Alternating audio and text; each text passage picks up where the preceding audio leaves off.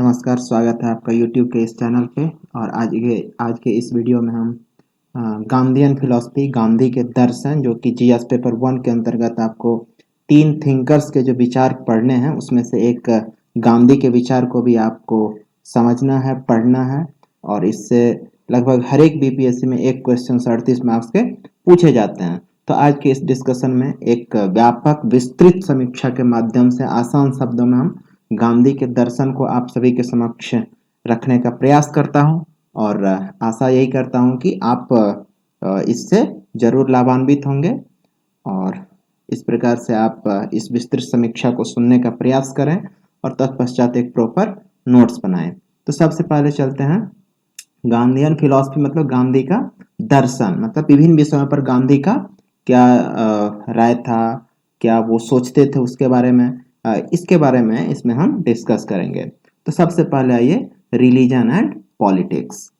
गांधी कभी भी धर्म को राजनीति से अलग नहीं करना चाहते थे।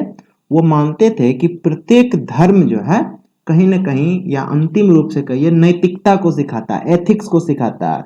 तो जब प्रत्येक धर्म नैतिकता को सिखाएगा, तो ऐसे में अगर धर्म का प्रयोग राजनीति में होगा तो राजनीति में नैतिकता का समावेश होगा, तो राजनीति क्या होगा, और बेहतर होगा और अच्छा होगा, और लोगों के वेलफेयर के लिए उतना ही वो अच्छा होगा। तो इस रूप में गांधी धर्म और राजनीति को साथ करने की पैरवी करते थे। अब देखिए, आज के जो गांधीयन, जो गांधी को मानने वाले जो हमारे राजनेता हैं, नेता हैं, वो भी धर्म का प्रयोग राजनीति में करते हैं। लेकिन उससे जब आप पूछें तो उनका मानना होता है कि गांधी ने भी धर्म का प्रयोग राजनीति में किया था और हम भी कर रहे हैं। लेकिन गांधी का वहां पे मानना क्या था? गांधी का मानना था कि प्रत्येक धर्म नैतिकता को सिखाता है, इसीलिए धर्म, राजनीति में अगर धर्म का समावेश होगा तो वहां पे नैतिकता का समावेश होगा, और अंतिम रूप से राजनीति लोगों के कल्याण के लिए अच्छा होगा। लेकिन आज के नेता उससे विपरीत करके, विपरीत तरह से सोच के आज राजनीति में धर्म का प्रयोग करके वहां पे संप्रदाय का, हिंसा का, अलग तरह का राजनीति में धर्म का प्रयोग करते हैं। तो कहीं ना कहीं गांधी से उसका अलग विचार था। तो गांधी क्या सोचते थे धर्म और राजनीति के बारे में, वो इसमें आप पूरा लिख सकते हैं। अब आइए कल्चर, संस्कृति। गांधी का मानना था कि दुनिया में जितने भी कल्चर्स हैं, लाखों करोड़ों जितने भी कल्चर हैं, संस्कृति हैं, उसमें कुछ अच्छी बातें हैं और कुछ बुरी बातें हैं।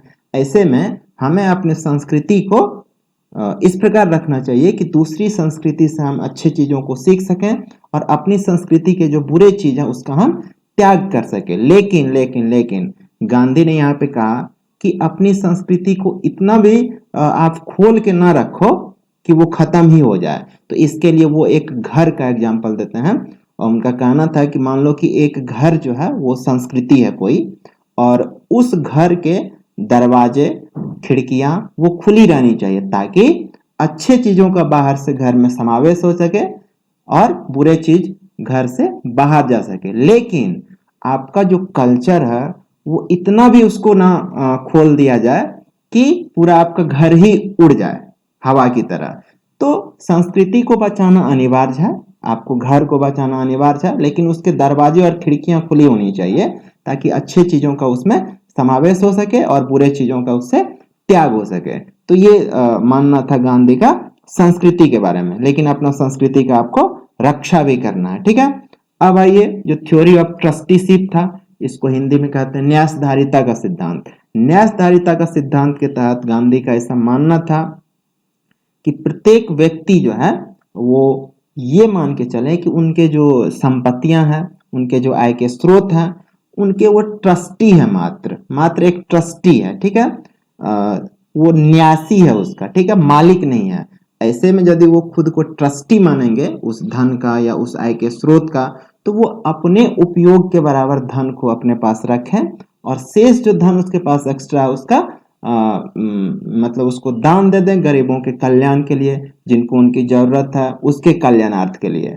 तो ये था थ्योरी ऑफ ट्रस्टीशिप। मतलब कोई भी व्यक्ति, अगर आपके पास संपत्ति अपनी जरूरत से ज्यादा है तो आप अपने उपयोग भर रख के दूसरों के मदद के लिए उसका दान करें। तो इसी के अंतर्गत अब आज यदि आप देखिएगा तो सीएसआर का कॉन्सेप्ट वहाँ आज जो है, कॉर्पोरेट सोशल रिस्पॉन्सिबिलिटी नामक एक जो टैक्स है, जो लाभांश का 2% देना पड़ता है प्रत्येक कंपनी को, तो वो जो CSR है ना, गांधी के ट्रस्टीशिप का ही आज के समय में एक आप प्रासंगिक रूप देखेंगे, उसी का परिणाम CSR है। ठीक है, अब ये ट्रूथ।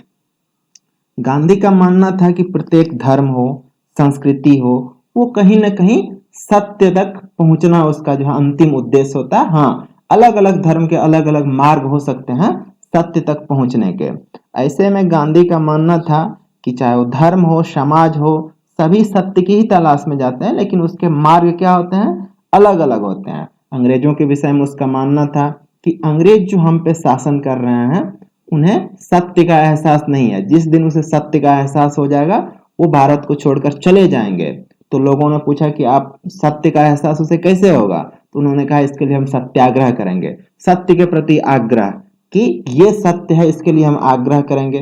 तो इसके अंतर्गत आप देखेंगे कि गांधी के जो विभिन्न प्रकार के जो आंदोलन है, वो सत्याग्रह रूप में ही आप देखते हैं कि कोई हिंसा का के लिए वहां पे आपको जगह नहीं दिखेगा।